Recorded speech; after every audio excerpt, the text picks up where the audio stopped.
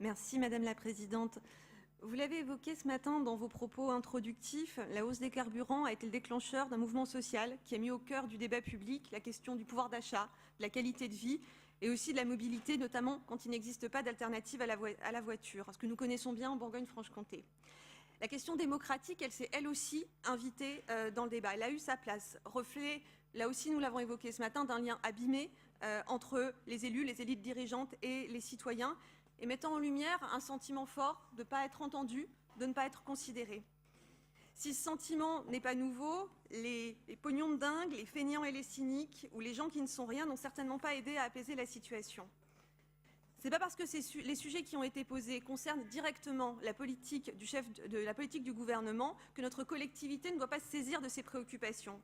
Et c'est ce que nous faisons, aller encore plus loin dans la mise en œuvre de notre politique de justice sociale et territoriale, dans le cadre de nos compétences, en y consacrant une assemblée plénière aujourd'hui. C'est aussi une démonstration que la démocratie représentative et la démocratie participative peuvent s'articuler, puisqu'il était bien évident pour nous que nous puissions mobiliser nos outils de démocratie participative pour répondre à ces préoccupations d'actualité. Les Gilets jaunes ne sont pas les seuls à incarner de nouvelles formes d'engagement. Les marches pour le climat, le mouvement des coquelicots, les pétitions, la mobilisation de la jeunesse que nous avons constatée ces dernières semaines montrent bien le besoin croissant de nouvelles formes d'écoute, d'expression personnelle ou collective. Quelle place pour la préoccupation, pour les idées, pour les initiatives, pour les solutions portées par les citoyens et la société civile. Pour cette majorité régionale, la coopération, la participation citoyenne sont constitutives de notre ADN.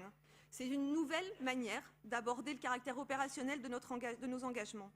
Nous l'avons développé dans nos politiques publiques, incarnées, notamment avec les rencontres annuelles des conseils citoyens des quartiers politiques de la ville, avec la plateforme participative ou encore avec les journées citoyennes comme aujourd'hui. La Bourgogne-Franche-Comté n'a pas attendu le grand débat pour apprendre et mettre en œuvre la démocratie participative.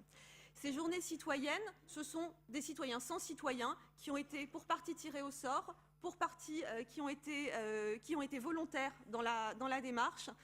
On a été attentif à la représentativité de ce panel de citoyens en termes d'âge, en termes de catégories socio-professionnelles. Ils avaient simplement un sujet en commun, ils habitaient en milieu rural ou alors ils travaillaient en ville et ils habitaient en ville et travaillaient en milieu rural. Ça, il y a une méthodologie rigoureuse qui a été mise en œuvre vraiment pour avoir une démarche la plus représentative possible.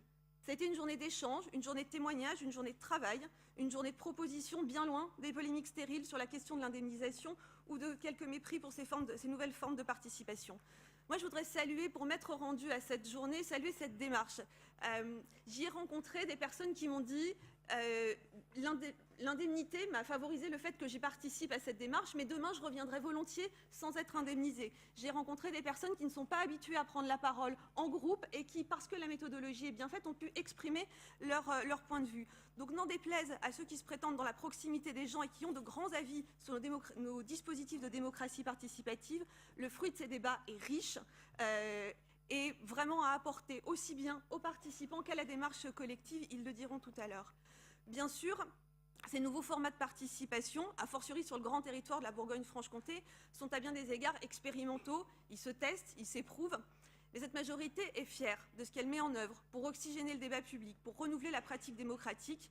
Cette politique est un choix assumé, un choix qui n'existe pas de manière aussi affirmée dans d'autres régions, et qui fait de la Bourgogne-Franche-Comté, comme à bien d'autres égards, une région d'avance. Je vais vous proposer maintenant de regarder le petit film de présentation de cette journée. Et je voudrais encore une fois remercier les habitants, les citoyens qui se sont véritablement mobilisés autour de la problématique des mobilités en milieu rural.